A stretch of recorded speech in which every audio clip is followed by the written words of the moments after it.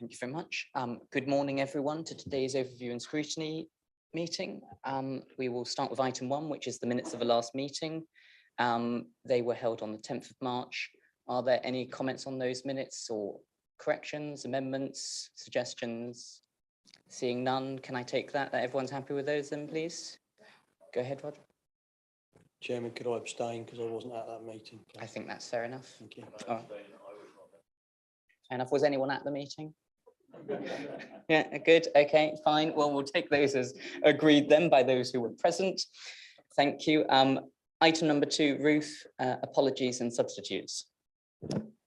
Thank you, Chairman. We've received apologies from Councillor Wickerson. We've got Councillor Attwell as substitute, Councillor Bushell, I've got Councillor Hambidge as substitute, and Councillor Jeremy with Councillor Clark as substitute. Thank you.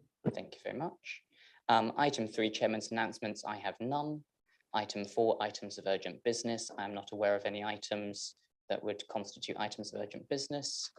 Item 5, declarations of interest. Are there any members who would like to make a declaration of interest? Seeing none, thank you. Item 6, I'm not aware of any non-members of the committee wishing to address the meeting under this item, as is my normal policy. If any members or, any members who are not members of this committee do wish to ask questions during any of the specific agenda items, I will take them as normal. Item 7, I am going to put on hold because I'd like to go straight to item 8, which is Anglian Water, so that we can receive their presentation and then subject them to the usual catechism. Ruth, if you, yes, do the honours.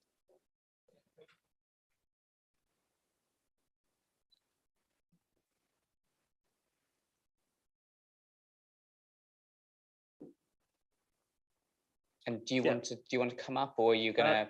We're happy here. Stay there. That's fine. Yeah, so introduce ourselves first. So my name's Grant Tubbs, Regional Engagement Manager for Anglian Water, working now with Public Affairs Engagement Team, and my colleague Rose. So my name is Rose Schisler. I work as the Stakeholder Engagement Program Lead. So Grant and I work together in the same team. So yeah, so we're here today on request to talk to you about various topics and issues that Simon kindly shared with us a few weeks ago. We've prepared a short presentation, which I believe Ruth's going to help navigate for us. And the idea is to go through a few slides, picking up the topics that were sent to us, and then maybe some questions at the end. We can certainly share some more information written by email after the event. And obviously, if there's any questions that come out after we've left and you want to push to us, then you've got my contact details. Please send them over and we'll address them. So if we want to get to the first slide, if you can do that. Thank you, Ruth. So yeah, so that's who we are. Next slide, please. So just a bit of background of Anglian Water, for those of you who don't know. We are the largest water company in England by area. We cover quite a big part of the east of England, as you can see from the map. We employ around 5,000 plus another 2,000 contractors, employees across the region. Serving around 7 million customers, so we've got quite a good disparate population spread mainly over rural areas, but there are some conurbations and cities like Norwich, of course, that we supply to. We're in the driest part of the country, and when you get 2/3 of the national rainfall, we are sort of more prone to the impacts of climate change in terms of weather and impacts, and drought and flash floods, which you might have remembered last winter. We're also the fastest growing region in the UK outside of South East and London, and predicted of 175,000 extra houses coming on stream in the next few years. So it's a very challenging time for us as a water industry, and particularly in East Anglia. And we've got a very, very large network, as you can imagine, up to 76,000 kilometres of pipes and 40,000 kilometres of clean water pipes, 76,000 kilometres of water recycling, so sewers in effect.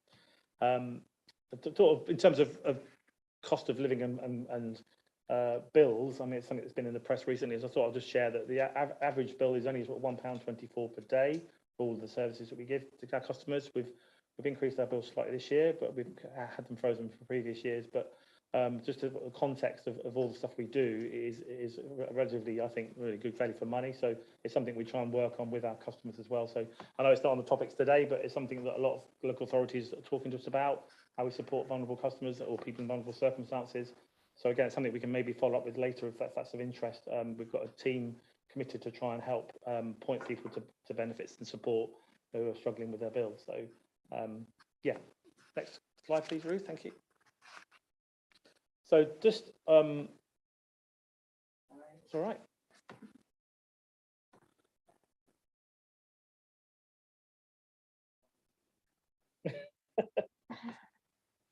So this is just sort of a strategic overview of what we do. I mean, I think the 4 points on the right are the really key strategic direction statement we've got of Anglian Water's ambition, which is basically listed there about being a net zero organisation by 2030, and we've got lots of plans and mechanisms in place to help us achieve that. We want to improve the environmental and ecological quality, which I know we'll probably get onto later this morning with some of the questions that was sent over to us. Also looking at the resilience to drought and flooding, as I mentioned, we are more prone than the rest of the UK to impacts of climate change. So we are seeing longer periods of less rainfall than the flash flood scenarios and some sort of deluge of storms we sometimes get. That has impacts on our operations as well. And then finally, we're very much in the realm of enabling sustainable growth and development of the East of England. As a key employer and a leading business in East Anglia, we recognise that the need for growth and housing, but at a sustainable level, which is why we're very keen to work with local planning authorities and other local institutions to make sure that growth is done the right way. So, but yeah, if you want to move on, Ruth, thank you. So one of the questions we're asked to, you might have seen in the press a lot, is a thing called Cso, just a combined storm overflows, which is something that's got a lot of media coverage at the moment. These are sort of mechanisms for discharging stormwater into watercourses, mainly in storm conditions. There is a video there, so if you've got the slide deck, by all means click on it. I'm not proposing to go through it now, even though it's quite short, but there's a link to a YouTube video that explains it really quite nicely about what they are. But in effect, these are sort of outfalls from discharge points of Anglian Water's networks, built back in the Victorian times and during the 60s and 70s as well. There's been none built since sort of 1989. It's a very old-fashioned way of dealing with wastewater and stormwater conditions. We've got a program to put monitors on all of these discharge points. I'll get to a slide in a minute to show you where those particular discharge points are in Breckland. All that data on that monitoring is reported to the Environment Agency under license. We need to do that.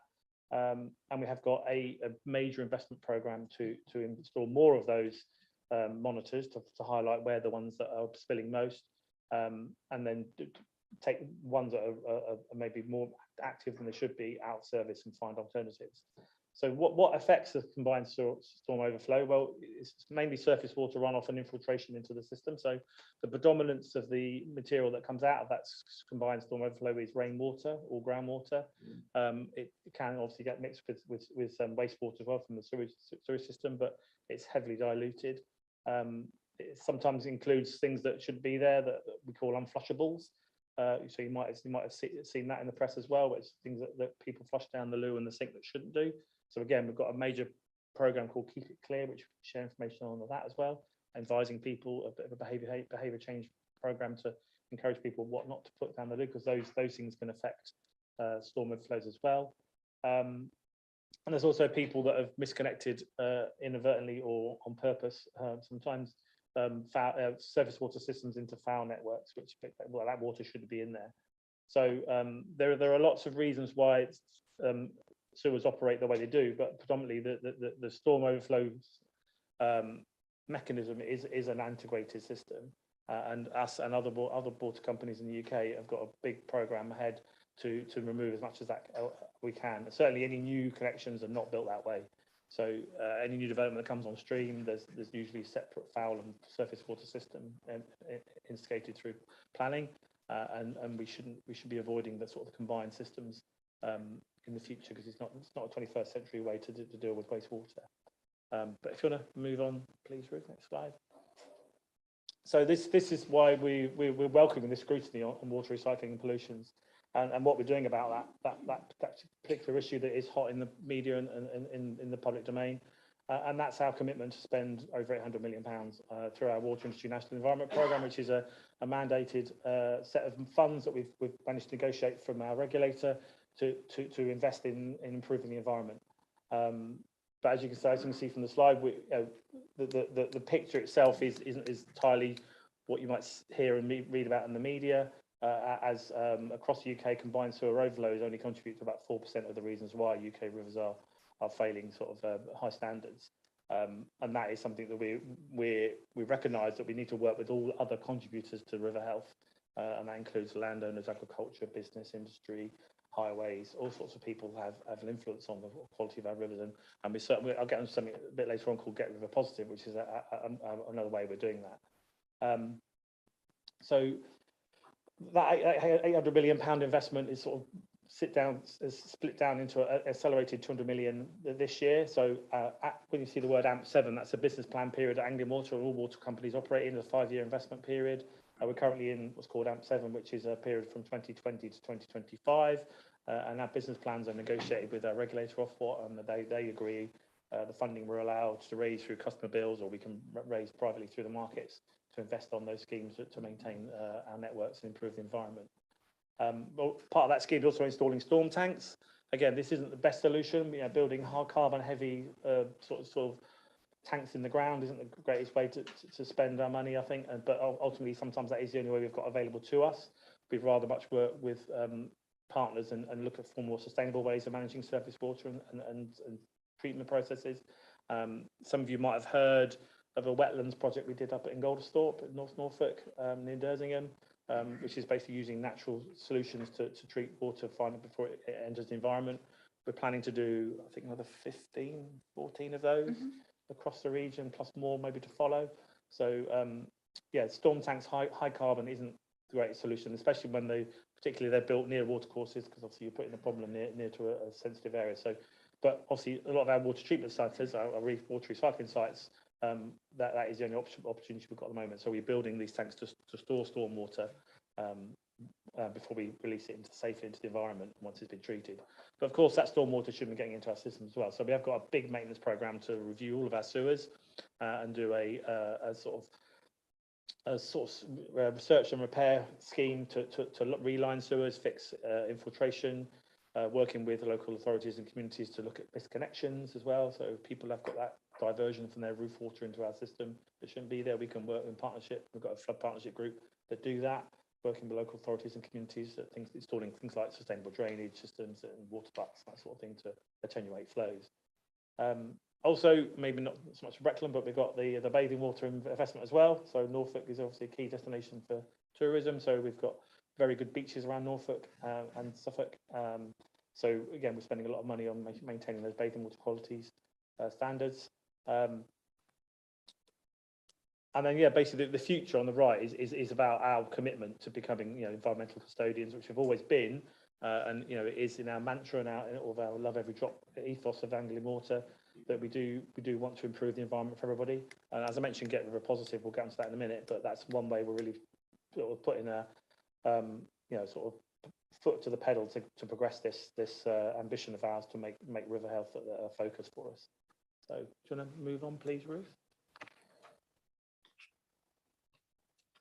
So just as a indication of the impacts or the relative impacts for Breckland, there's Breckland area on the right, and we're talking about investment in a minute, but we are spending around £30 million to protect the environment on various schemes across Breckland in the next 2.5 years now, 3 years, up to 2025. The little orange dots on the right hand side are all the CSOs, the combined storm overflows. There are 22 of them in Breckland's area, and they're the ones that we're working on to either put what we call eventuation monitors, so permanent monitors on them to record the times that they spill, and also the ones that then that data will help us identify the ones that spill more frequently, and they're the ones that we can maybe remove first, or try and find bigger investment schemes to find alternative ways of treating that water or dealing with that water before it returns to the environment. But again, it all hangs around our sort of pollution incident reduction plan, which is available on our website, and that's part of our WINEP commitment, as I said before, that water industry environment program commitment to improve the river health and the environment that we work in. So next one, please. So just a bit of an example of some of the investment I've mentioned, some of the schemes we're doing in Breckland. There's a growth scheme. So this is, I mentioned before, about the fastest growing region of the country. there's quite a lot of growth happening in Swaffham Deptford and Attleborough, so we're working hard with developers to install growth schemes to accommodate that new development. There's also Watton Water Recycling Centre as a compliance scheme. So obviously we're very heavily regulated, as you can imagine, through the EA and other regulators. And when they decide to, quite rightly, enhance conditions for treatment and expect higher quality, we have to then follow up with investments. So that's what we're doing at Watton to make sure that we're compliant with the discharges from that site. There's the £5 million that's part of the water infrastructure and investment programme, which I mentioned. We're going to upgrade some other water recycling centres in Breckland. There's also a first-time sewage scheme in Rotten St Peter, which is, I don't know if you probably are aware, but some rural villages still are not on main sewage, if you coin a phrase.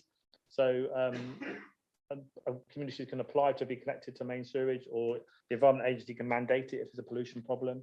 And there's a scheme, a £1.5 million scheme that we're doing in the next few years in Rockland to give that opportunity for residents to connect to main sewage and not rely on septic tanks and other local package plants, which sometimes can be an issue if they're not maintained properly and pollution wise. We've also got a lead scheme. So back in the water quality side of things and drinking water, we've got a £800,000 scheme to look at mitigating lead in pipes, mostly in household pipes. So we do work with communities on that as well.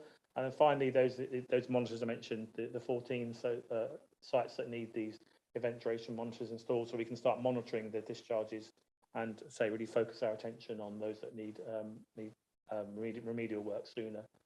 We've got a commitment to fit these monitors on all of our combined sewer overflows by next year. I think there's about 1,500 in total across Anglian Water. So it's something we're really committed to do. And as I say, we've already taken 300 out of service with alternative ways of dealing with that water. So next slide, please. So I mentioned Get River Positive. This is a relatively new plan we've joined up with Severn Trent. It has been on the cards for a while, so it wasn't sort of a reaction to the recent media focus on this, although it's something that's always been dear to our heart: river health and river quality. And so we joined forces on 5 major commitments, which you can see on the right, which is basically about ensuring those storm overflows and treatment don't harm rivers. So that is a determined commitment. And we want to do that by 2030. We don't contribute any impact on river health as an industry, as a company. So that's going to be a fairly tough challenge, but we're up for it, and we want to make sure that we work with others to try and remove that impact of any of our activities on river health.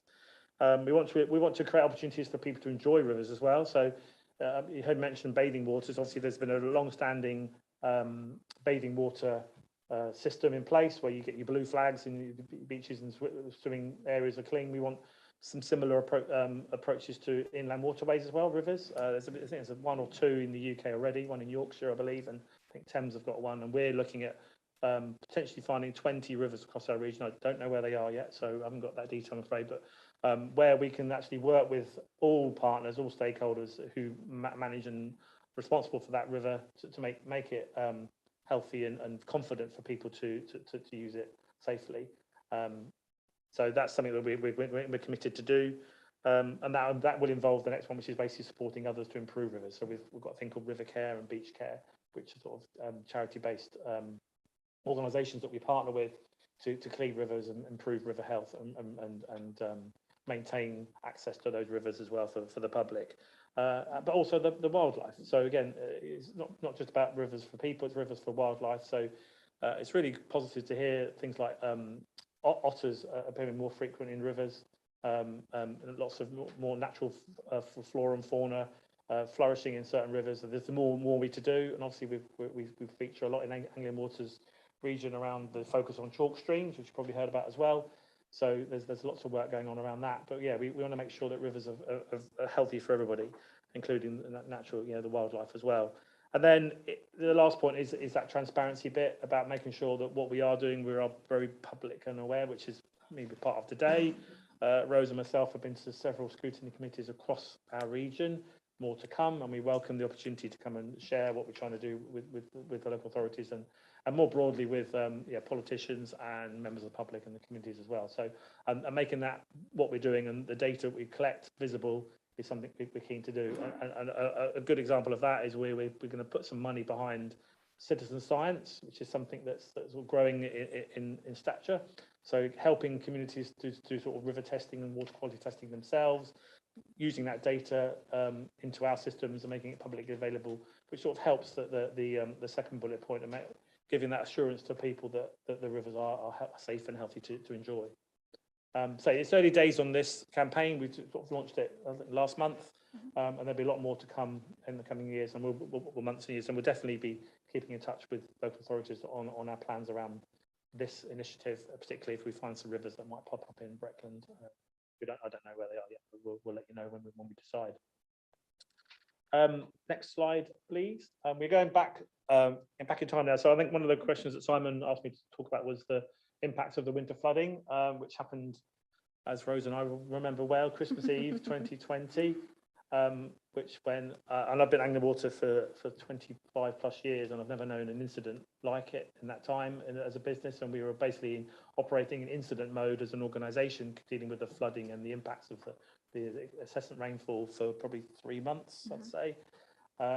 As I say, you can't really see that, but I've got the slide there, but the map on the right shows all the reports we've got of incidents of flooding, and the one in the middle is where the storms were, and the flood warnings from the EA, and obviously there's a picture of one of our tankers that we tried to help people. But in essence, it was the biggest incident we've had operationally for our water recycling teams. We had to deploy hundreds of volunteers and technicians to help. Dozens of communities were suffered. I know Yaxham is a good example in Breckland, where we work closely with the community there. We had tankers on standby and working with local councillors to try and help where we can, but we were really inundated, as was our system, with surface water and rivers overtopping. That really led to, I'm sure you've heard of, with Lord Dannett's, the Norfolk Strategic Flood Alliance, which we're part of as the outcome of this, and there's been some really positive steps to mitigate future events that might occur. And that's involving investment, partnership working, trying to work with all partners. And I think Lord Dannett's summary nicely sort of explained it. I think he recognised there were 36 different agencies involved in managing surface water and flooding in the county of Norfolk. It shows you the complexity of how different organisations need to work together to find solutions. And Anglian Water, we've always been up front and centre in helping where we can, but obviously there's a remit to what we can do and where we can focus our resources with an event of this scale. So it did last for several months, but we are continue to be an active partner in the Flooding Alliance, and we are started to implement already a lot of the outcomes of those findings. So we've got schemes in place. Again, met Yaxham Parish Council of the day, and we've put some flow monitors in to give early warnings, and we've got some investment in repairing sewers and putting more storm tanks in, and looking at our processes and natural solutions for flood management, working with the Environment Agency for things like winter storage with farmers and that sort of thing, and drainage and runoff. So the scale of it was quite intense, but the outcomes are really positive steps, I think, in terms of trying to avoid it. And harking back to my point earlier on about the frequency of these events is likely to continue with the climate change impacts. It's all the best to be prepared as we can. So it was a real lesson. I think, Rose, do you want to add anything on how we coped? Or yeah, I mean, I guess just in terms of kind of the impact, obviously the impact for our business was really quite stark, and exactly like Grant said, it was the biggest water recycling incident we've ever had. But what's really key here is recognizing the communities that suffered from the flooding, and recognizing the impact that it had on people's day-to-day lives. And that's the thing that's really driven us, and we do have our customers and our communities at the heart of what we do. So that's what's really driven us to kind of move forward.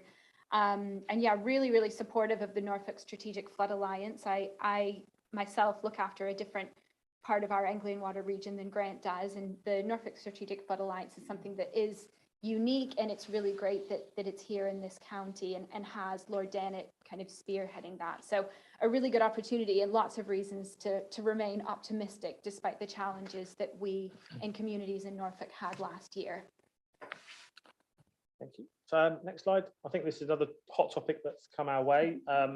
nutrient neutrality, which obviously this was Simon earlier. This was something that surprised us as much as it probably did you when it was announced sort of end of March, April time, which is basically the sort of Natural England writing to all local authorities to ask them about what planning limits on planning applications around discharges and nutrient, the effect on nutrient neutrality in water bodies.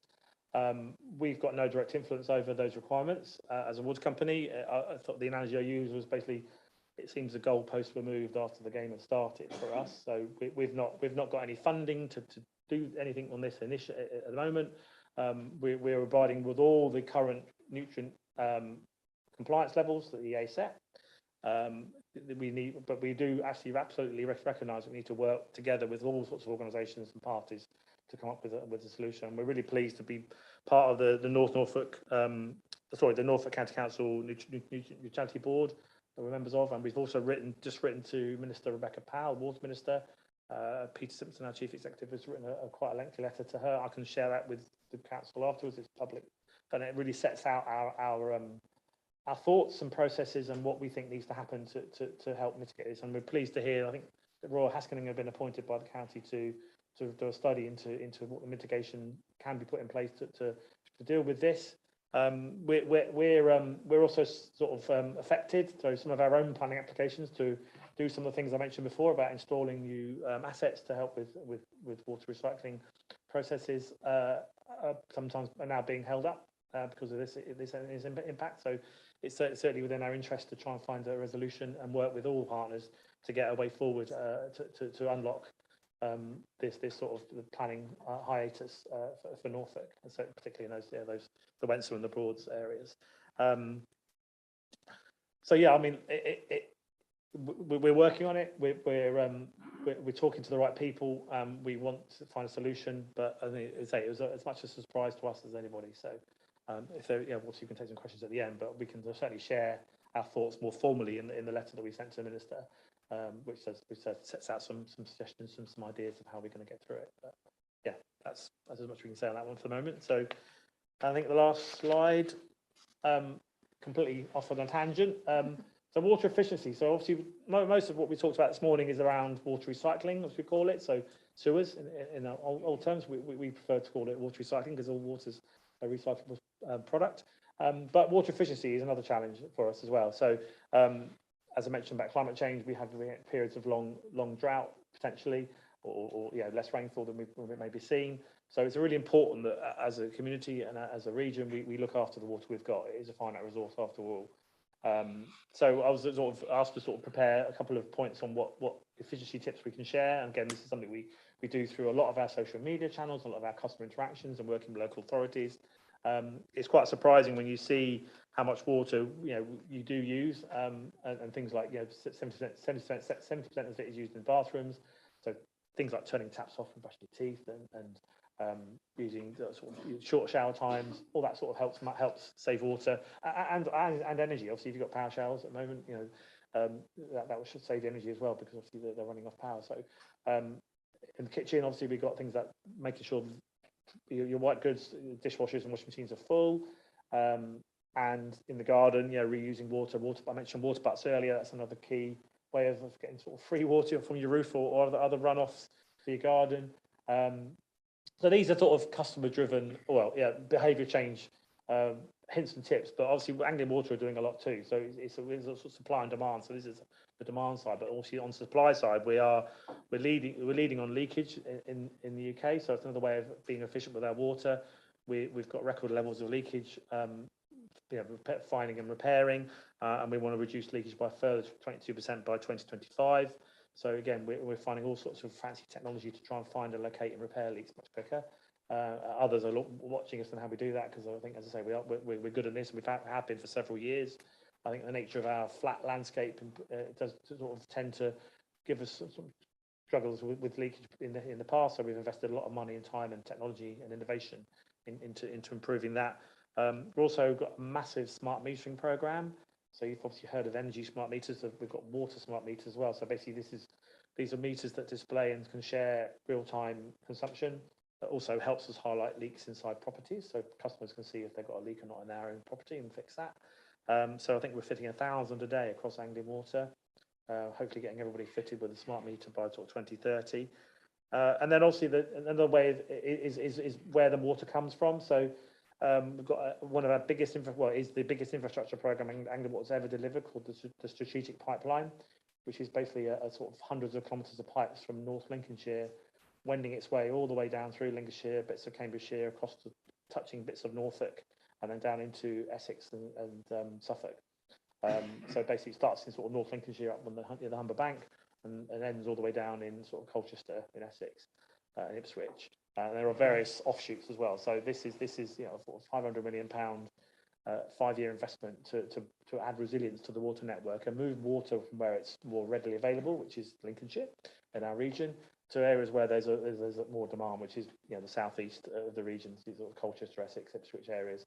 But on the way, as I mentioned, there's sort of spines of that come off with other smaller schemes to give local resilience as well, and that means that we can sort of keep supplies flowing in the years to come, because there really is sort of what Sir James Bevan, who's the chief of the Environment Agency, sort of declared the jaws of death, which is where a speech he made a few years ago, which is in essence that the country is going to run out of water if we're not careful, because the amount of growth that's going on and the amount of wastage potentially that we obviously mentioned, leakage, will be doing that. But in essence, we need to be much smarter with how we use water and really look at it as a precious resource. I do love the fact that as a business, we are a business after all, or the monopoly, we're encouraging people to use less of our product, because obviously we want people to save water and be mindful of it.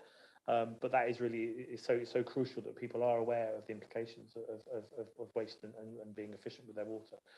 So much so, we rely on customers to do their bit, but as I say, the big infrastructure we do need to invest in, £500 million is not to be sniffed at. So it's a big investment for Anglian Water to make sure that those taps keep flowing too. So it's us and community endeavour to make sure that the taps keep flowing and the loos keep flushing in years to come. But yeah, we can certainly send you more information on this as well. We've got a really good website with all hints and tips, and we're more than welcome to come to any sort of other local authority or council meetings to talk about this. And we've got teams that are willing to come out and spread the word as well. And we'd also encourage members as well in the council to pass message on for us as well on all of our topics, because I think as conduits to communities, you're really vital stakeholders for us. So we like to work with you a lot more. So I think that brings us to an end of the formal slides. I think, as you said, I'm not sure we have a time frame on this, but it was basically now questions and open up to the floor, and we'd happily answer anything. If we can't answer, we'll go away and find the answers for you and send answers in written form afterwards. And I'll certainly send you our position on nutrient neutrality as well, more formally. The letter we sent to Rebecca Powen, Minister of Water, it does sets out quite nicely and in detail what our ambitions and hopes are for managing that particular challenge at the moment. Thank you very much. Okay. Questions? I've got Tim, I've got Fabian, I've got Robert. Go ahead, Tim. A couple of areas, if I may. So you're going to expect ones on the combined storm overflow. You proudly say that no more have been built on page 16 of our agendas. How many have been removed? I mean, privatisation was one of those things which was, the investment was supposed to go in, and hopefully that was going to remove them. Shall I just go through a few points and perhaps you want to, yeah? Keep it quite narrow to start with, Tim, okay. and we can circle back to you. Yeah, okay. Interested to know how those CSOs have changed over time in terms of the amount that we are discharging. I wonder whether you had any data on that. Page 19, the £30 million that's being invested in Breckland. It doesn't sound like a lot of money over the time period, and there's nothing in your list about removal of CSOs. So, is that something that you'll be looking at in the future? I've got more, but I'll. Yeah, well, thank you. So in terms of CSO removal, we've removed 300 CSOs already out of the sort of 1,500 that we've got currently, or maybe less than that, I think now. But obviously, most of them, CSOs, as I said before, it's sort of media attention makes them out to be, terrible, high polluting, sort of infrastructure and assets. Well, they're not. But in effect, they're safety release valves. They're basically ways of making sure that people's properties don't flood with sewage when storm conditions come up and water gets into systems that backs up. So not every property's got a non-return valve on them, but so in essence, having that opportunity to discharge into the environment, and remember, this is mainly storm water, it's not raw sewage, means that we're protecting properties and homes and businesses. Clearly that isn't the way to do it in the future. So that's why we have got this program to remove as many as we can. But the first thing we need to do is to work out where the ones that spill the most are. So that's what this EDM, this Eventuation Monitors program, is all about. So by next year, we'll be able to have decent data that we can monitor and look at and work out where the ones that spill are mostly positioned. That brings you on to sort of the next point about how often they discharge. Well, that data, the ones that we are monitoring, is all public information through our reports to the EA.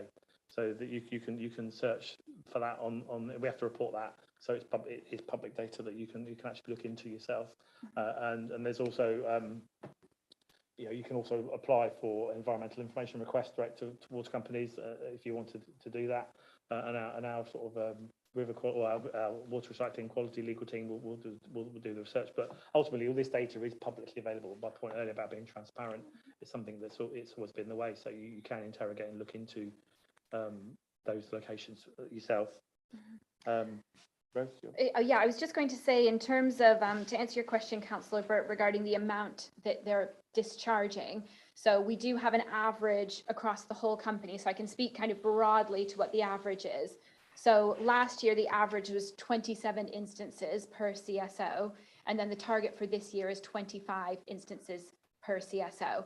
So yes, absolutely, really, really key to get that average down, but equally recognizing the ones that are causing harm and recognizing how we can prevent those from spilling. So exactly like Grant said, in terms of I guess recognizing the importance that they do actually have in our infrastructure to prevent homes and businesses from flooding, understanding where they're causing harm and how we can remove the impact.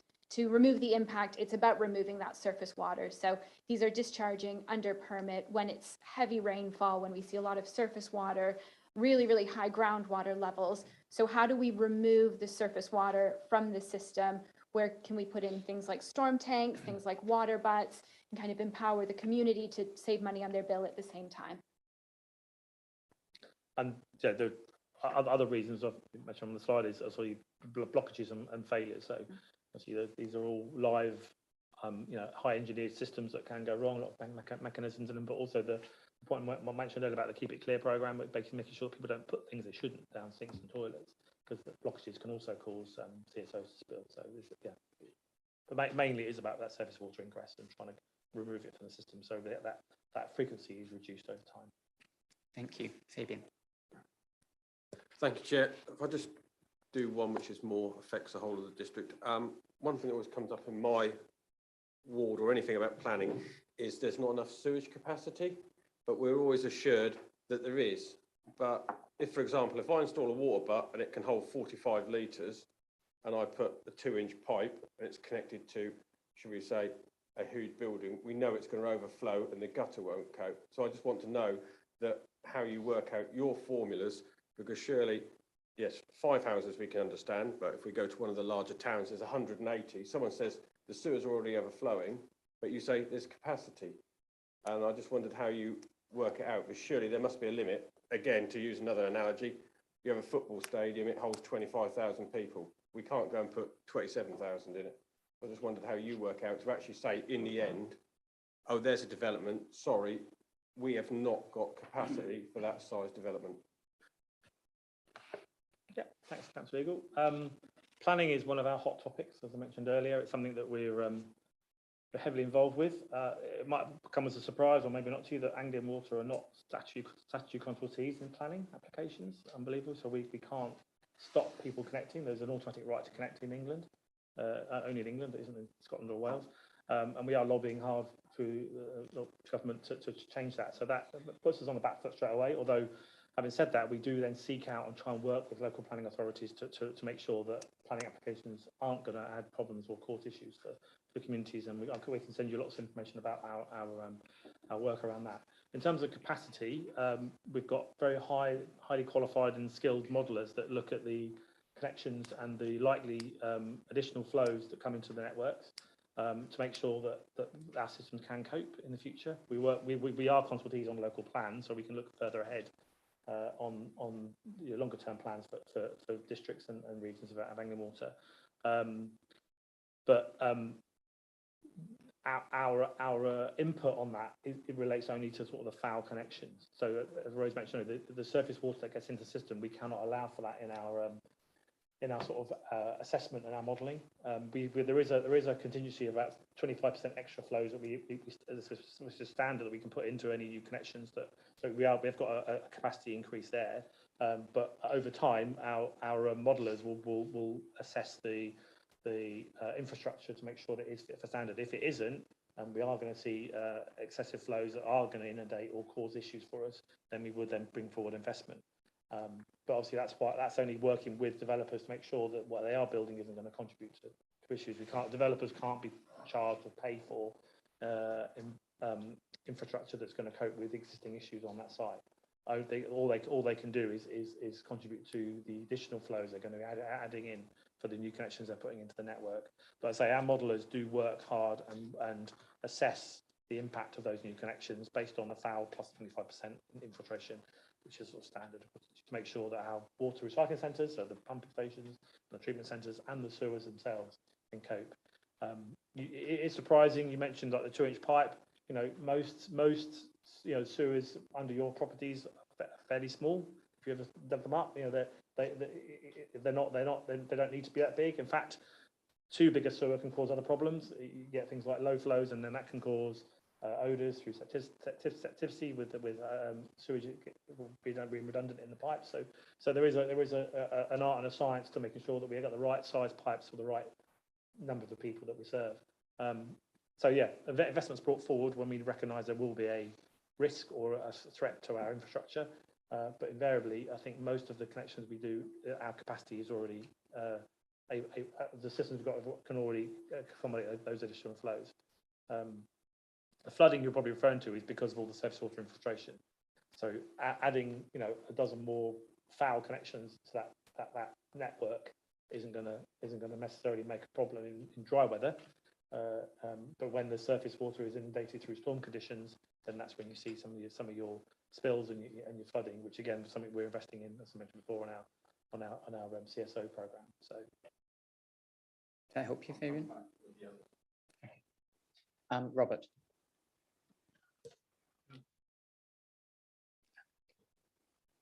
Thank you, Chairman. Article in today's Guardian identifies microplastics as a new source of pollution. 90% sort of go out of your sewage works as sludge, but are then returned to agriculture. Is that something you monitor? Is it something you see as a future problem? So thank you very much for that. Yes, absolutely. So, I mean, the person who came up with plastics had a really great idea at the time, didn't they? But now it's coming back to haunt us. Yeah, absolutely. In terms of microplastics, they're kind of, so I haven't seen that article myself, but I can speak kind of broadly. I know that at our works, we do have filters and we do have screens to a certain size, which is a kind of industry standard. And then microplastics are a certain size as well. So recognize that that is a challenge. It's definitely something that's on our radar and that we would like to, we're addressing from kind of an innovation and working across the whole industry, not just within Anglian Water for that. And interestingly as well, so I was on a webinar a couple days ago, and really, really interestingly, I'm not sure, I'd be interested to hear if the Guardian article mentioned this, but there's a big issue with road runoff. So in terms of tire dust and the microplastics, and the stat that I heard was something like 63,000 tons of plastic are getting into rivers and canals every year from road runoff. So that's something that's really, really high on our radar as well, in terms of working with the authority kind of responsible for that. So the Highways Authority, to understand what treatment's happening between the road runoff to prevent those plastics getting into our rivers and streams. We've also got as Rose mentioned, working with partners, we've got a thing called the Plastics Pledge, which is a group of organisations, including us in East Anglia, that are trying to work on this very topic. Microplastics is obviously very much on our radar, and you're right, the screens only can take out so much, and that ends up going into sludge and onto fields and potentially into rivers. So it is a really, really hot topic. That and forever chemicals is another one as well. So we're all regulated and follow guidance and permitting from our regulators in terms of what we can discharge and treat. But obviously things like microplastics probably aren't in that yet. So there needs to be some movement regulatory-wise and investment to follow to try and deal with it, though it is very difficult because obviously these are tiny little things. But yeah, it's something that's definitely on our radar. Thank you. Yes, thank you for that. The road runoff is a problem, and churn of roadside dust is also contributory to up to 50% of air pollution. So maybe our highways authorities need to start road sweeping again. Could I just check, in your answer, you mentioned you've got your filters and you said microplastics are of a certain size. Are you saying your filters don't currently filter out microplastics, or do you have filters that do get to that low size? Yeah, well, it depends on the size we're talking about. I mean, I think our mandatory, I think we've got, is it 4 mil or 6 mil? I'll have to check with these, but these are industry standard screens that the regulator insists we put on of our discharges. Whether they're big enough to cope with the tiniest microplastics, I don't know. We'd have to find out about that, but more likely sometimes not, because obviously some of these plastics are still getting into the environment. Yeah, no, they're clearly a lot smaller than 4 mil. Yeah. So, okay, fine. Roy, I think you had a question, and then I'll go to Gordon. Thank you, Chair. Yeah, sort of two bits really connected. I had residents come to me the other day to tell me just how marvellous Anglian water was. They had sewage problems, came back off holiday, smell, overflow. It was Easter. Got onto the Mighty website, got onto Anglian Water call centre, and Bank Holiday Monday, Anglian Water were there, cleaned it, sorted it, everything was done. All absolutely free, because they have a shared drain. 2 doors up, I had another resident who saw this happening, and they came to me. They had just paid somebody drainage to do exactly the same thing on it, exactly the same sewage setup. And I tried to work out the difference. The only difference I can find is that resident number 1 was under 30 and went on to the mighty internet and thought that was really, really quite simple. Resident number 2 was 85, had no idea that Anglian Water gave that service.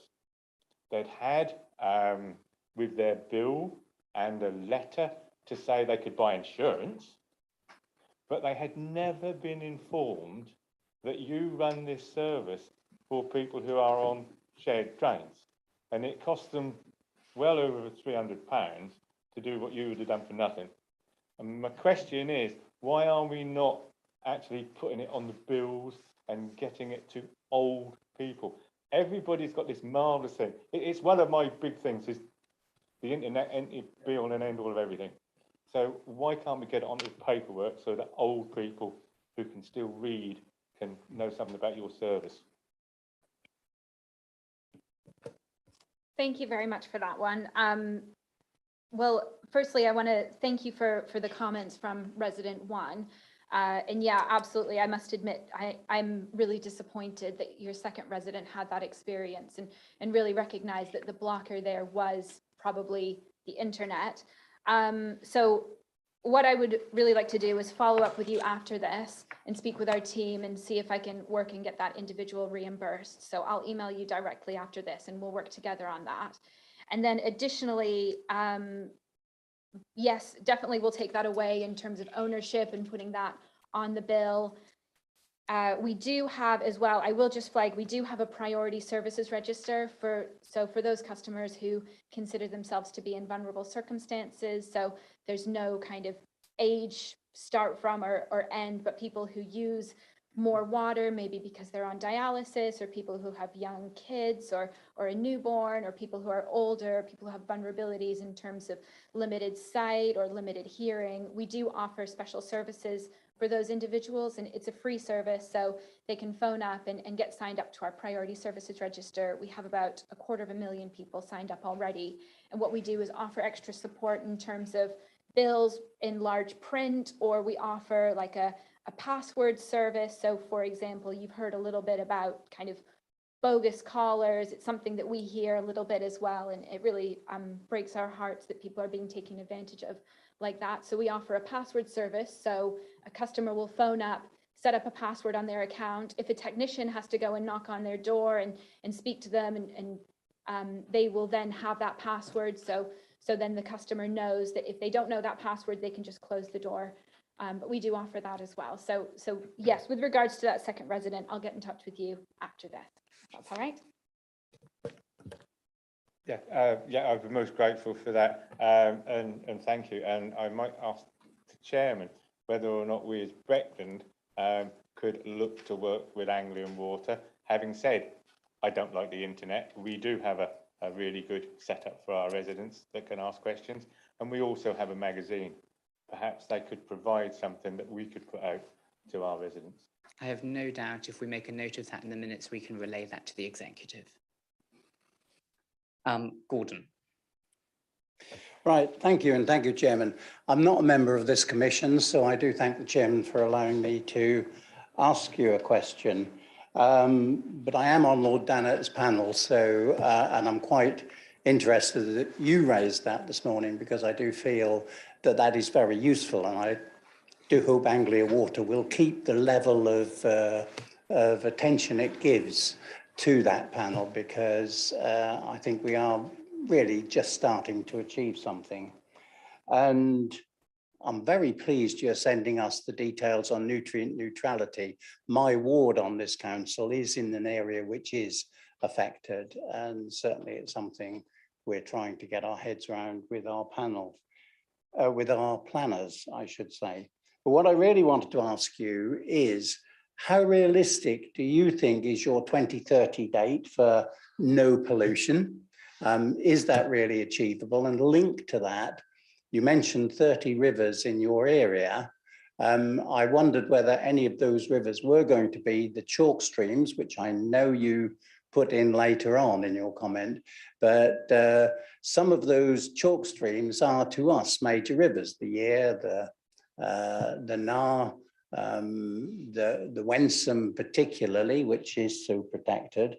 So are you going to include those in the rivers that you're particularly going to look at? Because we would like to see some of those included. Thank you.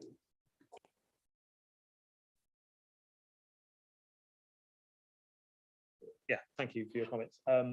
So it's 20 rivers we're looking at, not 30. So and I think the challenge we've got is finding the rivers that we can have an influence on to help. I mean, as I mentioned before, lots of other influences on river health beyond our remit. So we can put disinfection in and make our effluent and our discharge as clean as we can, and work with river groups to make access there. But if other contributing factors causing that river to be in ill health, then it's not really going to work. So we're working with our partners to try and find those locations where we can really have an impact. And as I say, I don't know where they are yet. That's sort of a commitment that we've made to try and find the 20, and our new director of quality environment.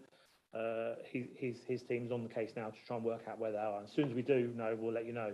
I wouldn't know whether any will be in Breckland, but obviously we're very conscious of the Nar and the Yare and the Wensum, particularly with the chalk streams work. And we've got a whole committee and a group of people in Anglian Water working on a chalk stream strategy.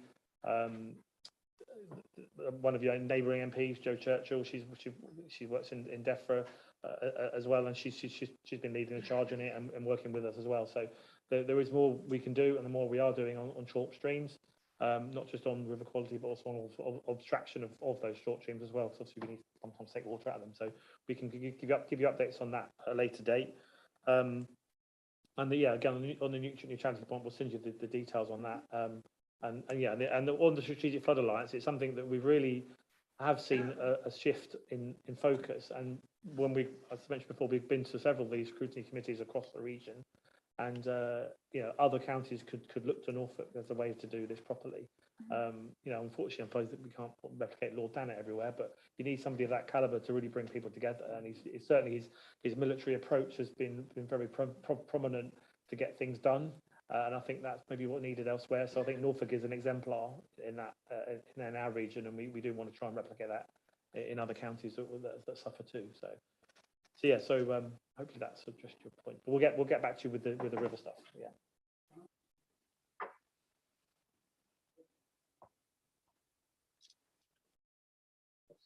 Just as a supplementary, the water you take from our rivers, I know, is helped by some of the purer water you're pulling out from the Norfolk Aquifer, which we understand is in danger. Are you as a company, and I'm not placing any blame on you for this, but are you as a company doing anything to help to restore the aquifer, particularly under North Norfolk, where you are drawing large quantities out to purify the water that we all drink? I wouldn't know details about restoring aquifers. Obviously, the best way we can restore aquifers is to reduce our abstraction. So things like the strategic pipeline, as I mentioned before, is one way of doing that. So bringing water from outside of the region to help service the population in the east is one way of doing that. And that pipeline will be on stream by the end of 2024, mid-2025. Obviously, they encourage people to use less water as another way of doing it. So we mentioned before about water efficiency savings. But also, obviously, what we contribute to rivers in terms of our discharge. So some of the flows that you see in rivers come because we're putting the clean water we've taken from used water, cleaned it, treated it, and put it back into the environment. So again, making sure that quality of that discharge is up to standard. And again, that brings us back to the CSO point, making sure that we reduce those impacts on the river health as well. But also, it does also imply that we're putting the volume back into those streams as well. We definitely have got that short stream focus. So the aquifer and the abstraction point is all wrapped up in the same thing. So again, we've got teams of people in our water resources department that make sure that we aren't over abstracting, and obviously we're on strict licenses from our regulator on what we can and can't extract, and there is some challenging conversations to be had when licenses come up for renewal. But ultimately, we need to find water from somewhere, which is again why we're investing lots in this strategic pipeline, but also encouraging people to use less, so we don't have to provide it to you in the first place. So. Thank you. And just on that point, you had in your slide that only 4% of the reasons for adverse river health were due to Anglian Water's activities. Is the reason that the wording of that is as it is because it's more than 4% of the impact? So you've, say, got 100 reasons for adverse river health and 4 of them you're attributing to Anglian Water? Or are you actually telling us that only 4% of adverse chemicals and pollution are caused by Anglian Water? Which one is it? Let me see if I can give this one a go. Thank you. So with regards to rivers not achieving good status, so I guess kind of really high level, each river is given a target by DEFRA in the River Basin Management Plan. This river needs to achieve good status, this excellent, this moderate, this poor. So a river is given a target. Most rivers in the UK are given the target of average. So they're targeted, and organizations like us are funded to get rivers to average, which is really, really counterintuitive. I definitely think it's an approach that could be looked at and could be improved, because we all and our communities all want rivers to be all in excellent health. With regards to the 4%, so in the UK, storm overflows contribute to 4% of the reasons that rivers are not achieving good status. So essentially, I think it's the second one of what you said. So in terms of there's 100 rivers, that aren't achieving good, 4 of them are because of water companies. In Anglian water region, it's actually just 1%. So 1% of the reason that rivers are not achieving good status is due to storm overflows. And I've got a really nice report which explains it much better than I have, which I'll share with you. And that was done by Water UK. So it was done independently, looking at all the things that are causing rivers to not achieve good. But I think the key thing is here that it's driven by the regulator in terms of what status rivers should be in. Okay, I'd be interested to see that report because I'm not sure it totally makes sense to me just yet, but perhaps I was being slow. Roger, then Vera, then Linda. Thank you, Chairman. Yeah, can I just touch, I've got a couple of things, but firstly, can I just touch on this 4% figure again? How do you know it's 4%? Because you started off your presentation by telling us you've got to fit all the monitoring equipment onto all these. You've got a program to fit 1,500 of these. So I'm assuming that percentage is going to go like that, because once you start monitoring it, we'll get a true and accurate figure of just how much is being discharged in the river. Because at the moment, you can't really know with any certainty because you haven't fitted the monitoring. Did I misunderstand that, or is that the actual reality? Thank you for that question, Councillor Attrill.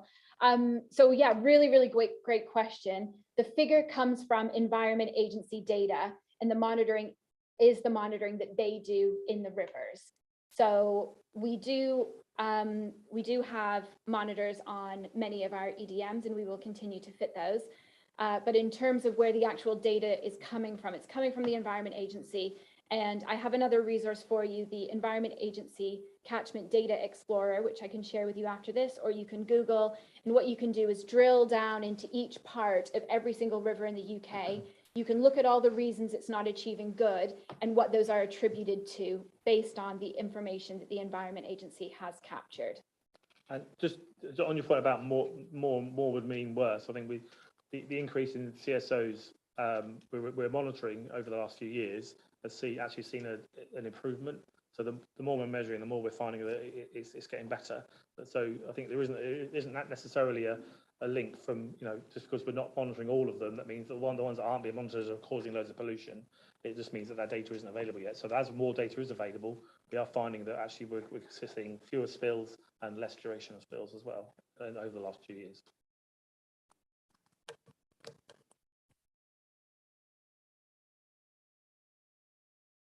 Thank you. So Environment Agency monitoring stations can't possibly know what's attributed to Anglian Water or anybody else, because they're testing the water quality of the river at a point in the flow of that river.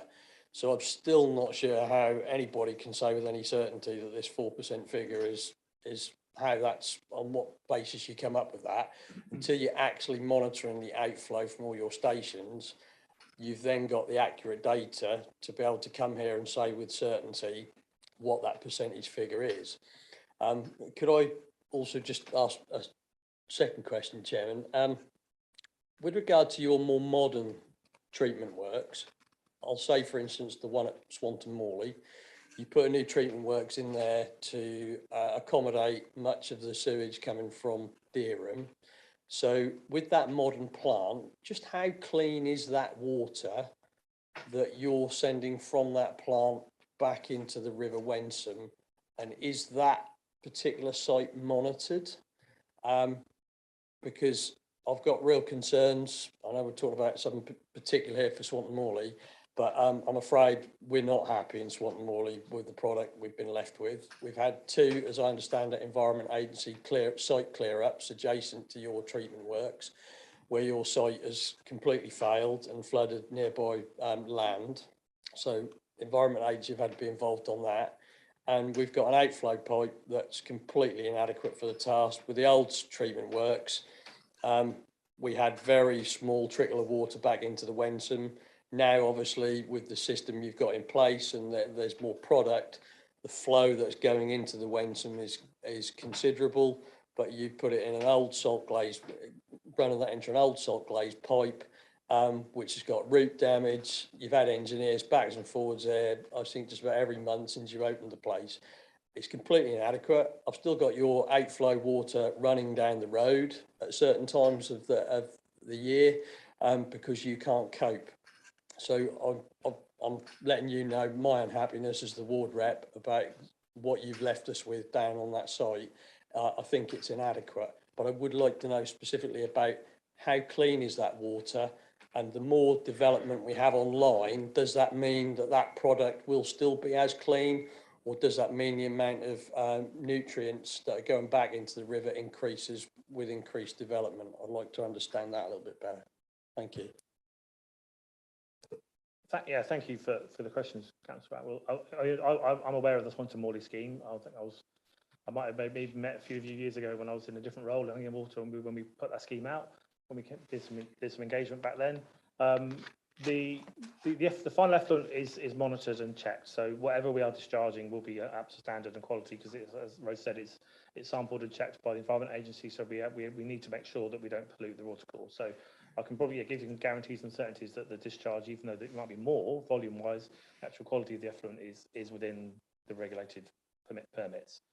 In terms of the spills, yeah, I was aware of a few issues down that final effluent pipe.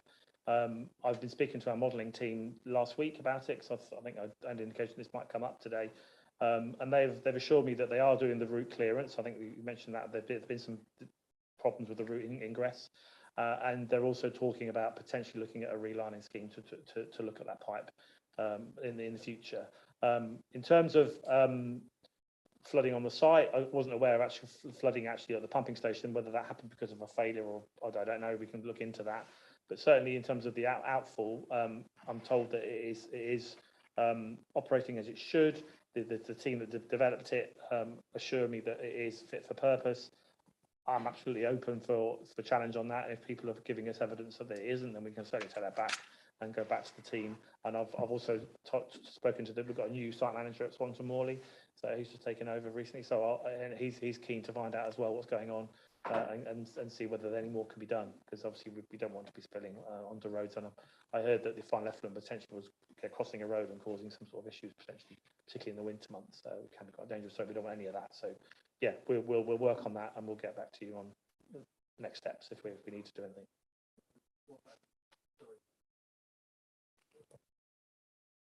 Could you just answer my last point about the more development that feeds into that site? How does that affect the water quality and the amount of nutrients going back into the Wensum? Yeah, well, as I say, as I said earlier, any new development is factored into our operational sort of parameters. So if extra flows are adding capacity to that system can't cope, then we would invest in more treatment or more storage on that location. But as I said, the development we are aware of, especially in Dereham, is one of the reasons we upgraded the Swanton Morley site originally, because we knew that growth was coming. So it's all modelled and all assessed and to make sure that the system can cope with that. The nutrient tally point obviously is a separate thing that's come in since then, so that'll be probably within the mix of our actions to make sure that that's monitored too, and that any additional nutrients that impact the watercourse from development are factored into any sort of investment in the future, wherever that money may come from, because it's not in our current financial budgets for this particular period, because it was something that came in after the funding was put forward for this 5 years.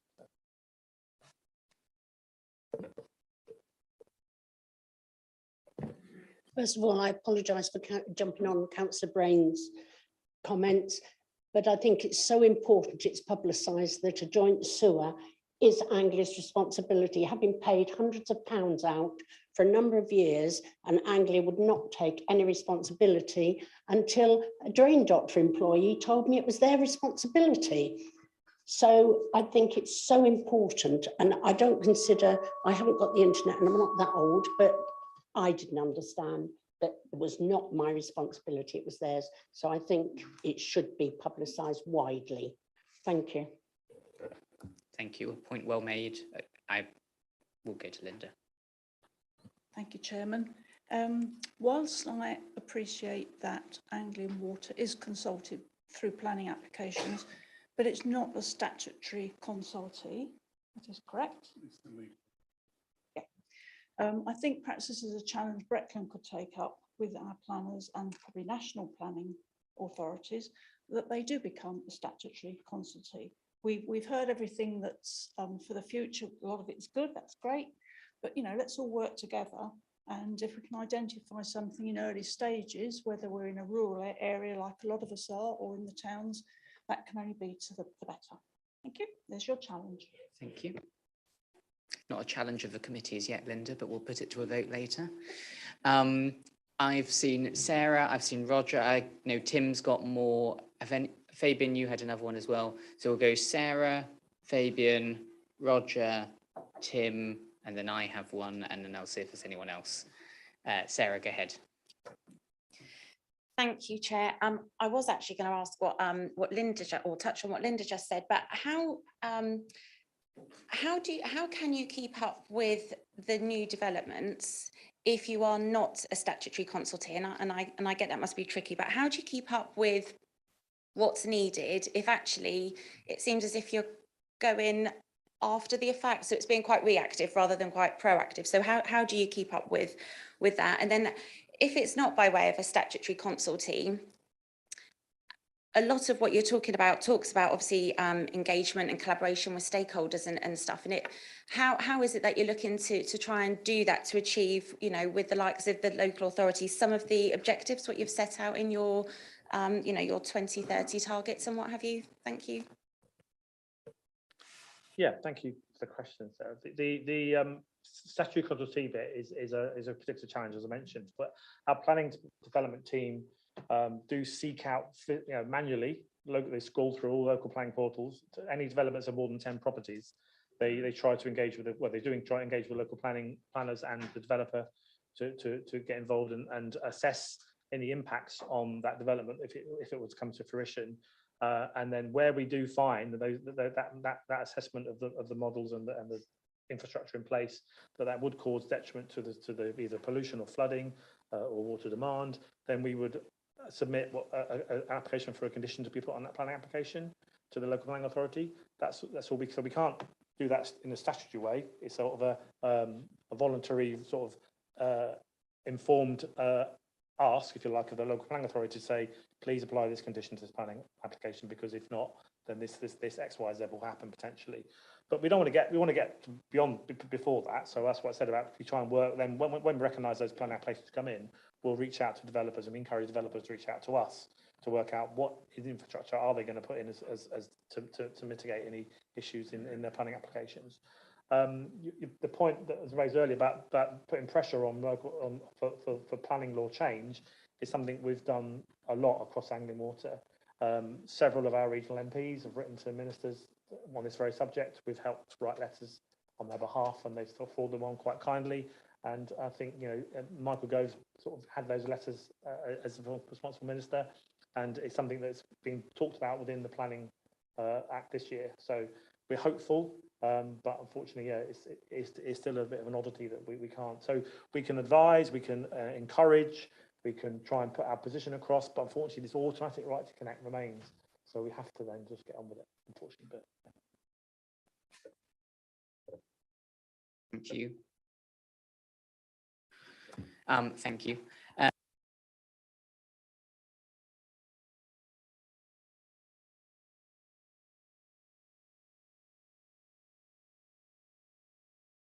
The relevant cabinet member work with Anglian Water to deliver a letter to our friends in government around the statutory consultee point. Seconder. Thank you. Can I see all the paper, please? Thank you. Any against? Seeing none. Okay, that's carried. Would you mind minting that? And I think, Sarah, that's gone onto your list of jobs to consider. So thank you. We'll go to Fabian next. Thank you, Chair. Just coming back, I'd like to hit on the locality, but just as one point, just to refresh Gordon and our Anglian Water colleagues here, the River Wissey actually exists and goes through a large point of our district and most of my ward, and before, shall we say, a few things have happened, it was regarded as one of the finest trout streams in the UK. So as a chalk stream, it's important. And I think for a historical point, if we went back in 1940s when Diddington Estate was broken up, the fishing rights made more money than one of the farms that was sold off. So it was that important and regarded. But coming back to the point, I've got to share Councillor Atwell's bits. North Pickham, the area, I think they felt quite hard done by, because we've been told it's water ingression in the sewage system has caused an overflow to a pipe, which last year, being one of those typical Norfolk boys that's lived in the village all the life and seen everything, it was sort of the highest water table for sort of 30 odd years. And you ended up with a sort of a 50 mil pipe pumping straight out into the water with basically a carrot net to catch all the wipes, everything that went in. I know that there's been at least 3 inspections of this pipe to say it's really, the sewage pipe allows too much water ingression. We need to do something about it, but nothing ever happens.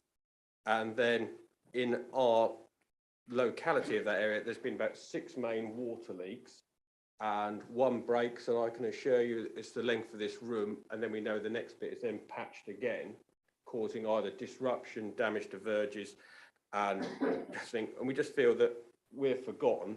And the village recognises, we know when the water table is high and when it's reached a certain level, that a tanker arrives at the pumping station to start pumping out water. Yes, it was there the whole time and it came. And one of the reasons why the River Wissey is classed as a fail on chemical status, according to environmental, is because of the high concentration or additives of PBDEs and PFOSs. PFOSs are mainly used in Scotchgard, and PBDEs are mainly a flame retardant item used in textiles and everything. And to give an example, Environment Agency in North Pickenham, if the bridge is here, your pumping station is where Councillor Atwell and Kai Bird are, and the pipe was coming out, the Environment Agency and yourselves test the water there and not to that point, and there's the water coming through, and it would just really be there. And to add to that point, last year in the flooding system, Breckland bin teams refused to collect because actually the water had come up through the sewage manhole covers and they would not drive through. So there was residents in one lane did not get any of their bins collected till that had dropped down, nor would the postman deliver. And on another point, they were cut off because people are encouraged to walk. You couldn't walk your dog or anything because it was completely across with a piece of sewage. And that overflowed, that manhole, within 3 minutes of that tanker leaving. And we know there's a problem. Anglian Water know there's a problem, but no one's being proactive about it, and we'll wait till the next high water table. So I just wondered, actually, speaking from my home village and that area and that river, and considering most of the farms have now gone to organic status on those things and converted it, what is actually going to be done for once, please? I know you're doing great work in Frexton, so I'm not knocking what there is done, but we seem to be the forgotten bit at that time. Do you want to come back on that, or is that going to be added to your list of things to come back directly to Councillor Eagle on? We can answer in detail in a bit, but just sort of summarising, I think you sort of hit the nail on the head, where some areas have had a lot more Anglian water retention than others, and I think that is all down to priorities and impact. As we're a finite resource, finite budgets, and we have to focus our investment and our resources to where they're most needed and where the problems are most prevalent. That's not to say we've forgotten about North Pickenham. I'm sure that's on a list somewhere, and we can find out where we are with our investment plans for that. And there might be some sewer relining work being planned to stop that infiltration. The setup you mentioned with the net, that was again under permit from the EA. Otherwise, again, that flooded water would have potentially flooded internally into houses. So we were allowed in that storm conditions and the flooding incidents last for winter 2020-2021 to discharge that surface water, that flood water, directly into the river. under special permit from the EA, and tankers were used as well. So so in terms of the sort of and the leakage point, again, we can look into why there's bursts on the water mains as well. We certainly don't abandon communities and not not look at villages for any other reason than there's a list of these investments that we need to do in our business plan and prioritise a list that determines where we go when. But as I say, we'll find out when that's on the list and where it is and what investment we're going to have planned in the region. And okay, we've got a water networks team, water recycling networks team that have got business cases and proposals coming all over the place to try and get investment to help communities like that. So we'll let you know. Thank you, Roger. Then Tim. Thank you, Chairman. 2 points.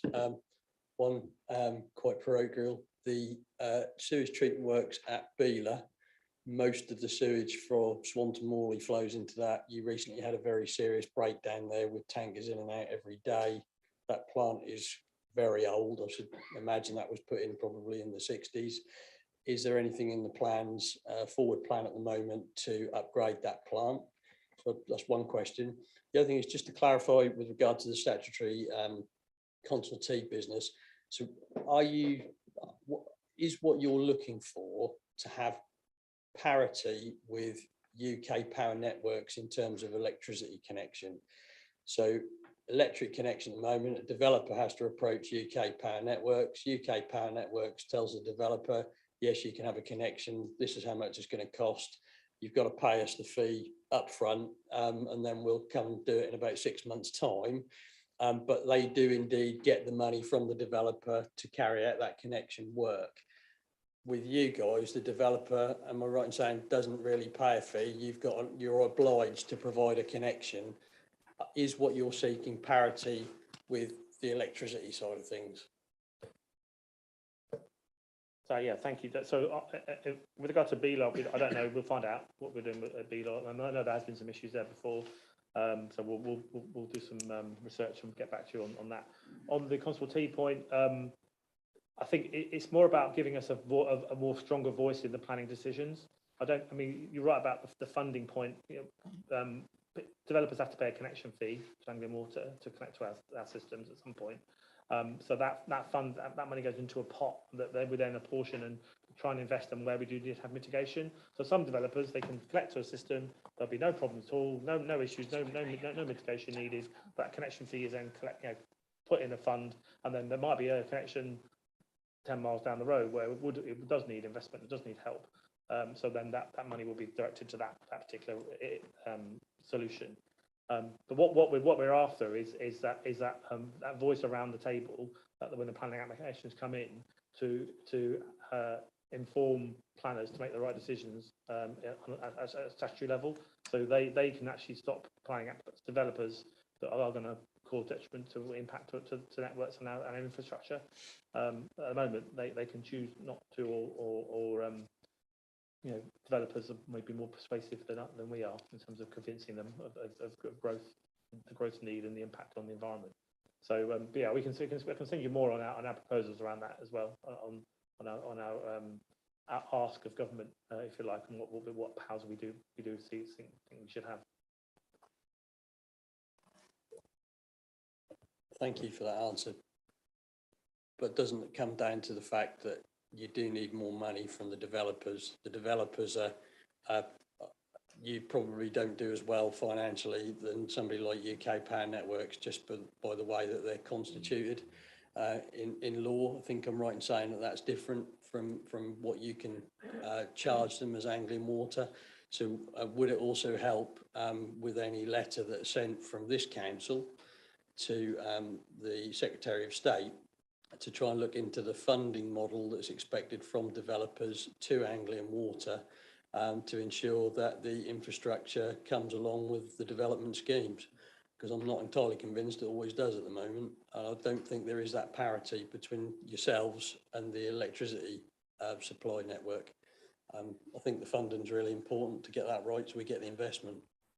So if I just intervene there, presumably you've provided draft letters to MPs who've then passed them on. If you work with Sarah, and then the detail around the legislative position can be covered outside of the meeting, although I would flag I'm not too upset on behalf of Anglian Water. They did make around £100 million last year, so you're doing okay. Councillor Burt. Thank you, Chairman. You said earlier that the CSO incidents averaged at 27 and your target for this coming year was 25, which is admirable. But it is a very crude measure, and I just want to see where we're going on this in terms of the magnitude effect of those longer term, because obviously one possibility was, well, one incident, but actually it stretches over a very long time, and actually it couldn't count to the other 24. So be interested to hear what you've got to say on that. My other question was more about neutrality and how that's going to affect, I know this is very early days, but how is it going to affect existing discharges? And how will it affect where the limited budget is spent? If certain areas require, such as Councillor Attewell's area, require additional work because that feeds into the Wensum, is that going to negatively affect other areas which don't necessarily have the same magnitude of problem in terms of nutrient infection, should I say? Thank you for that, Councillor Burt. So I'll take your first question if that's okay, then I'll hand over to my colleague and much more of an expert than I am on nutrient neutrality, to Grant for that second one. So yes, absolutely. Regarding the number of spills, I completely agree with you that it's a crude measure. In terms of a better, kind of more appropriate measure, this is why we brought in Get River Positive, which is the partnership that Grant mentioned earlier with Severn Trent. So it's more about looking at the potential harm that each CSO is causing and then reducing the impact based on priority. So it's like a risk-based approach, basically. So that's absolutely the right way and a much more appropriate way of managing the harm and restoring river health. So yes, I absolutely agree with you. Sometimes these really high level numbers can helpfully demonstrate a point, but equally that's not kind of the one-sided vision for that.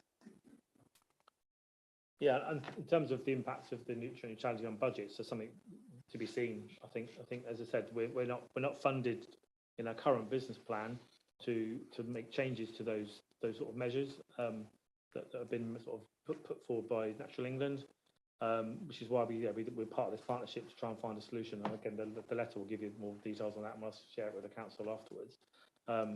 Because really, basically, the money needs to come from somewhere. So who's going to pay? So I know, we've had some internal discussions around developers paying for this, because in essence, it's their requirement that they can't, add to the nutrient overload of watercourses without mitigation. So how that manifests itself and works through the process is yet to be worked out, because does that mean them giving us money to put more treatment on it, or does it mean working with the local authorities to create more wetlands or I mean natural solutions? I don't know, but it's something that it does need a lot of attention, which is why, again, we've written to Minister Powell. I mean, actually, she asked for the water companies as part of a consultation and reaction to this with a set of questions, which again included in the letter. So it's a sort of 13-page explanation of what our position is. So I'm sure that'll be useful when I'll share it after the meeting. Thank you very much. Yeah. So one question from me, and then I know Rob has a question. Mine's a broad one. I've always been a little sceptical of businesses where I don't have a choice about who provides me my service, and you are one of those rare creatures. I wondered if you might just briefly give an overview of Anglian Water's ownership, because obviously we're just stakeholders, and how it is you see the ownership of Anglian Water and what your shareholders see as the future of Anglian Water aligns with what communities need, because it sometimes feels that Anglian Water listens when one shouts loudly, but if you are in the North Pickering land and you haven't had your point raised at a meeting, say, then you might be forgotten. So I just wondered if you could talk briefly on that. Yeah, thank you. So Anglian Water are owned by pension funds, mainly. They're based, some of them are based in Canada, some in Australia, and some in the UK. So, for instance, I think the northwest of England, Manchester, and some Birmingham council pension funds have heavily invested in Anglian Water as well. So, and that's been the model for several years now. So, they're in it for the long haul. A lot of these investors have been with Anglian Water for lots of years. We're not a fast buck making mechanism. We're people that do believe in that in Anglian Water. In fact, our investors haven't taken dividends for several years now. Since 2017. So they've reinvested that profit and that dividend back into the business and allowed us to reinvest in things like the environmental investments I mentioned before. So I think they are very much within our mindset. They're very much aligned to our goals and ambitions. In fact, they were very supportive just last year of us changing our articles of association to put a purpose at the front of our business model. In essence, that means that our owners and our directors are sort of accountable for not just running a water company, but adding to the environmental prosperity of the region, looking at environmental improvements, and being held to account through delivering of those investments. So it's something that's part of our DNA now in terms of that love every drop, which you've heard about us mention. So yeah, we're not shy from talking about that in public. I think there is an assumption that all these utilities are foreign owned and offshores, and that's certainly not Anglian Water's way at all. Thank you very much. Rob. Thank you, Chairman. I'm coming back to nutrient neutrality, I'm afraid, and I appreciate it's early days, but I think the significance and the impact on this authority in this district is it shouldn't be underplayed, and it's certainly one of the biggest challenges I think I'll experience in my time at Breckland. So in your presentation, it felt the slide on nutrient neutrality to me, and it's probably because my signature appears on the bottom of all planning documents, felt slightly passive, and it was sort of, we'll respond to how the local planning authority deals with this and work alongside them. And I appreciate the offer of sight of your letter, which will be really useful. I'll give you the get out that it's early days, but I just wonder what your initial views might be on how your infrastructure, which you've articulated and described to us today, the challenges, the opportunities that face you, how your infrastructure might be a contributing factor in the adverse nutrient load in the Wensum catchment. Because I think as a planning authority, we believe that actually some of the infrastructure, and not apportioning blame in any way here, is where the solution and problems materialise with this issue.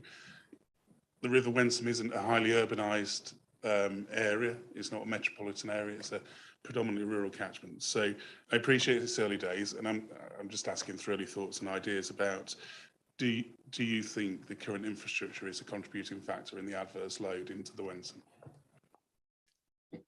Yeah, I mean, it's a good point, and thank you for your understanding about the timing of all this. So it is early days, as you say, but in terms of nutrient load, obviously our current operations are operating within the remits and the licenses and the permits that are set to us by a regulator. So our contribution is within law as it stands today. So, and where it isn't, and we will be fined, and we will be a pollutant, and we'll get up in court, and with fair play, we would be accountable for that. But at the moment, all of our operations, as far as I'm aware, we're not having an adverse impact on the nutrient load of those catchments. If the rules have changed, which they have done in the meantime with this nutrient neutrality point from Natural England, then that's a whole new ask for all authorities and all organisations that are involved. So that's up for debate about how we monitor and how, if those rules have been changed and those levels have been altered, what do we do about that? Who's the contributing impact factors? How can we work together? It is all about this partnership work to try and meet these new targets or reduce that nutrient impact. But at the moment, we're operating completely within the remits and the licenses that are imposed upon us. So we haven't got, and there are no plans at the back of the shelf, back in the office about investing loads of money in improving these sites, because that's all already in our plan. So our investment portfolio is such that where improvements are needed in this 5 years, they will be already put on the front foot to be delivered. But I'll say the rules have changed since we've agreed those plans, so we need to look again to see what Natural England wants to happen. I have one final question from Councillor Wilkinson, and then I think you have done a sterling job of surviving our questioning, so you'll be released. Thank you, Mr. Chairman. Rob actually asked the question, and I was going to put it probably more in a simple way. I do believe you had a monitoring system in place for the nutrient neutrality. I think, did you work on that before it was highlighted by the Natural England? And so if you hadn't, there's been some failure somewhere for them to come on board and now sort of basically hold up planning.